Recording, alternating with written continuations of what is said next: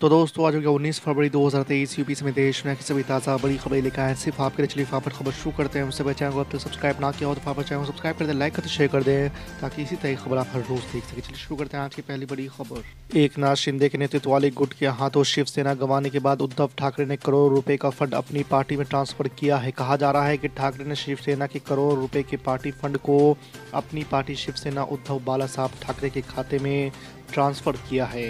ये अमाउंट कितनी है इसको लेकर खुलासा नहीं हुआ है। उद्धव खेमे ने ये कदम ऐसे समय में उठाया है जब निर्वाचन आयोग ने शुक्रवार को एकनाथ शिंदे के नेतृत्व वाले समूह को शिवसेना नाम और उसका चुनाव चिन्ह तीर कमान आवंटित कर दिया है। पीपुल्स डेमोक्रेटिक पार्टी के अध्यक्ष महबूबा मुफ्ती ने शनिवार को कहा कि भारतीय जनता पार्टी ने सरकार द्वारा गरीबों के घरों और कारोबारों को ध्वस्त करने के लिए बुलडोजर का इस्तेमाल किए जाने के बाद जम्मू कश्मीर के लोगों को एहसास हो रहा है कि अनुच्छेद 370 कैसे उनके लिए सुरक्षा कवच था। अगले साल 2024 में होने वाले आम चुनावों से पहले विपक्षी एकता को लेकर कई तरह की बातें की जा रही है। बिहार के मुख्यमंत्री नीतीश कुमार ने शनिवार को कहा कि कांग्रेस को राहुल गांधी की भारत जोड़ो यात्रा से बने माहौल का लाभ उठाते हुए भाजपा विरोधी दलों को एकजुट कर गठबंधन बनाना चाहिए। नीतीश कुमार के बयान पर प्रतिक्रिया देते हुए कांग्रेस के वरिष्ठ नेता सलमान खुर्शीद ने कहा है कि मौजूदा सवाल ये है कि विपक्षी एकता के लिए पहले हाँ कौन बोलता है। शिवसेना के नेता संजय राउत ने शनिवार को महाराष्ट्र के मुख्यमंत्री एकनाथ शिंदे के नेतृत्व वाले गुट को असली शिवसेना के रूप में मान्यता देने के चुनाव आयोग के कदम की आलोचना की और उसके फैसले को राजनीतिक हिंसा का रूप करार दिया। उन्होंने ये भी कहा कि सभी राजनीतिक दलों को चुनाव आयोग से राजनीतिक दल की परिभाषा पूछने की जरूरत है। दिल्ली के उपराज्यपाल वीके सक्सेना ने स्थायी समिति के मेयर, डिप्टी मेयर और 6 सदस्यों के चुनाव के लिए 22 फरवरी को स्थगित दिल्ली नगर निगम की पहली बैठक बुलाने के प्रस्ताव को बुधवार को मंजूरी दे दी है। इसके पहले शनिवार को ही अरविंद केजरीवाल ने एक प्रेस कॉन्फ्रेंस में दिल्ली मेयर चुनाव मामले में एलजी सक्सेना पर गंभीर आरोप लगाए। उन्होंने कहा कि सक्सेना ने सुप्रीम कोर्ट में सच्चाई बताने से रोकने की कोशिश की। समाजवादी पार्टी के राष्ट्रीय अध्यक्ष अखिलेश यादव ने एक बार फिर से यूपी की योगी सरकार पर सवाल खड़े किए हैं। उन्होंने आरोप लगाते हुए कहा कि भाजपा सरकार में महिला अस्मिता पर लगातार हो रहे हमलों पर प्रशासन मौन है।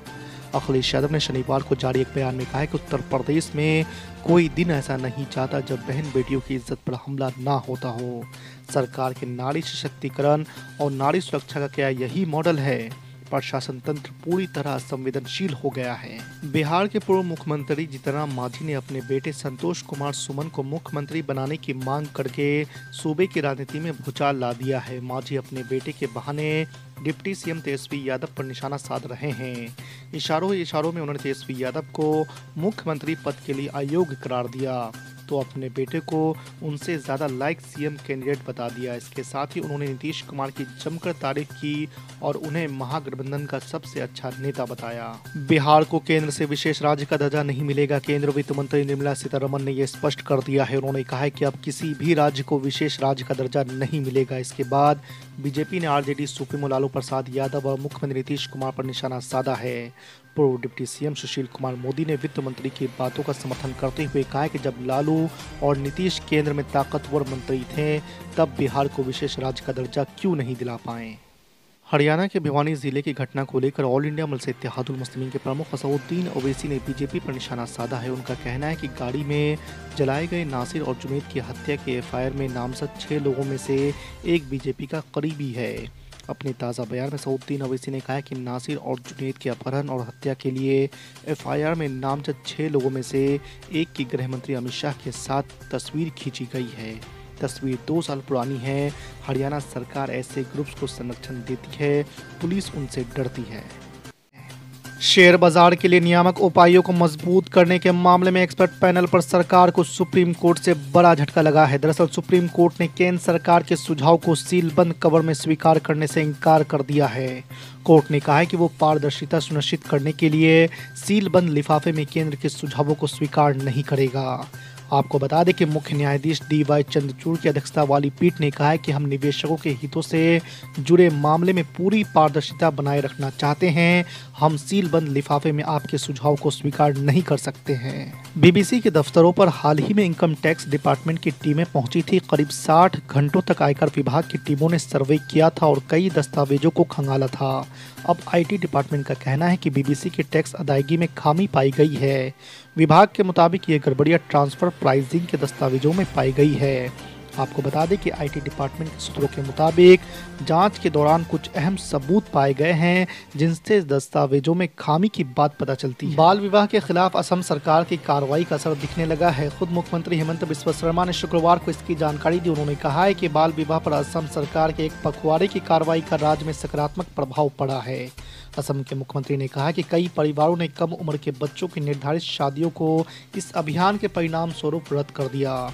आपको बता दें कि 3 फरवरी को शुरू हुई कार्रवाई में मंगलवार तक 4,225 मामले दर्ज कर 3,047 लोगों को पकड़ा गया था। चुनावी राज्य कर्नाटक में होने वाले विधानसभा चुनाव को ध्यान में रखते हुए मुख्यमंत्री बसवराज बोम्मई ने बजट में कई योजनाओं का ऐलान किया है। उम्मीद के मुताबिक कर्नाटक का बजट पहली बार 3 लाख करोड़ रुपए को पार कर गया।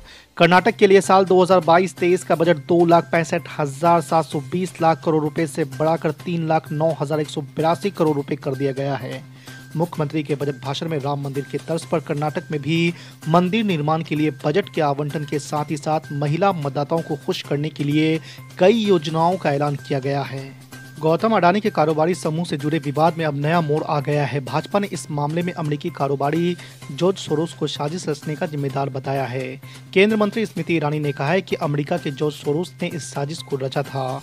उन्होंने कहा कि विदेश से भारत की सरकार को अस्थिर करने की साजिश रची गई थी। स्मृति ईरानी ने कहा है कि जॉर्ज सोरोस चाहते हैं कि भारत में एक ऐसी सरकार हो जो उनके इशारों पर काम करे। हरियाणा के भिवानी में एक कार से युवकों को जले हुए कंकाल मिलने के मामले में अब राजनीतिक संघर्ष भी शुरू हो गया है। MIM के मुखिया असदुद्दीन ओवैसी ने कहा है कि ये हत्याएं हिंदू राष्ट्र वालों ने की है और सरकार चुप है। असदुद्दीन ओवैसी ने कहा है कि जुनैद और नासिर को अगवा किया गया और फिर उन्हें जला दिया गया। साथ ही उन्होंने इसे लेकर राजस्थान के मुख्यमंत्री अशोक गहलोत पर भी सवाल उठाए हैं। कांग्रेस सांसद राहुल गांधी ने बुधवार को लोकसभा सचिवालय को विशेष अधिकार हनन नोटिस का जवाब भेज दिया है। 7 फरवरी को संसद में प्रधानमंत्री नरेंद्र मोदी पर की गई टिप्पणियों को लेकर उनके खिलाफ नोटिस जारी किया था, जिसका 15 फरवरी तक जवाब देना था।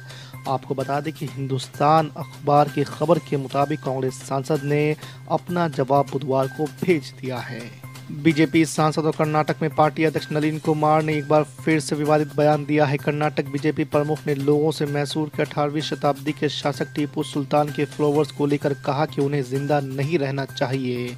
उन्होंने घोषणा की है कि टीपू सुल्तान के वंशजों को खदेड़ कर जंगलों में भेज देना चाहिए। आपको बता दें कि कर्नाटक में दक्षिणपंथी टीपू सुल्तान को एक कट्टर अत्याचारी के रूप में देखते हैं, जिसने जबरदस्ती हजारों लोगों का धर्म परिवर्तन कराया। मोदी सरकार ने सीमांत इलाकों में वाइब्रेंट गांव तैयार करने का फैसला लिया है। इसके तहत गांवों में इंफ्रास्ट्रक्चर तैयार किया जाएगा और लोगों के लिए आजीविका के अवसर प्रदान किए जाएंगे। इस नीति के तहत कुल 4 राज्य और 1 केंद्र शासित प्रदेश में पड़ने वाले गाँवों को कवर किया जाएगा जो उत्तर भारत में आते हैं। आपको बता दें कि केंद्रीय सूचना एवं प्रसारण मंत्री अनुराग ठाकुर ने बताया कि इस नीति के जरिए लोगों को गांवों में रहने के लिए प्रोत्साहित किया जाएगा। इससे पलायन थमेगा और गांवों का विकास होने से आबादी बनी रहेगी।